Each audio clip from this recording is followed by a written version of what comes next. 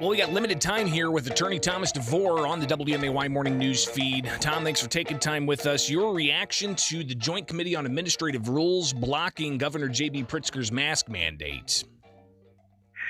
Well, I think, Greg, that finally, after some amount of time, that the people of this state have overwhelmingly said, we've had enough of this. And when I've always said all along, I said, when on a grand scale, the people have had enough, everybody listens. And now even the legislative branch of government starting to take notice and doing what's right. They can't hide from this issue anymore like they've hidden for 2 years.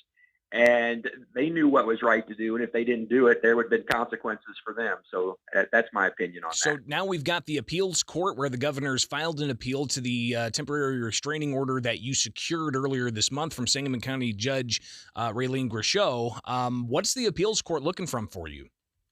I think what the appeals court's looking for is the obvious, which is that two of the main arguments that the governor was making on why this was appropriate and lawful was based upon those emergency rules, one from ISB and one from IDPH, because even though they struck down the IDPH rule, the ISB rule on vaccination and testing, they didn't even attempt to renew it, so it's gone too. So, I mean, really, it's cut a big old hole in front of Governor Pritzker's arguments on why these things can happen. And he's kind of relegated now to his executive order in a vacuum.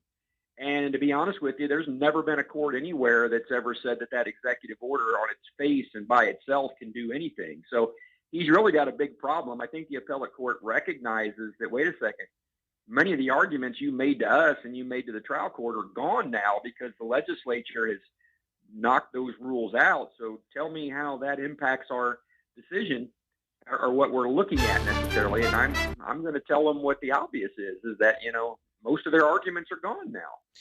Hundreds of schools saying that they are mask optional following the Sangamon County Circuit Court judge's ruling. This issue really, in just about a minute here, Tom, it's not just about masks. Of course, that's a flashpoint, but this is about exclusion from school for being a suspected close contact. Solidify why that's such an important and crucial issue. I mean, it is. The mask has really been a flashpoint, and I understand it and appreciate it. I've seen personally, talking to parents, the impact that it's had on these children, having to wear them for so long and getting them off. It's overwhelming for them. But excluding children from school on such flippant circumstances and sending them out the building and not being able to be educated has impact that's going to last a generation for these kids. And so that's just as important of an issue.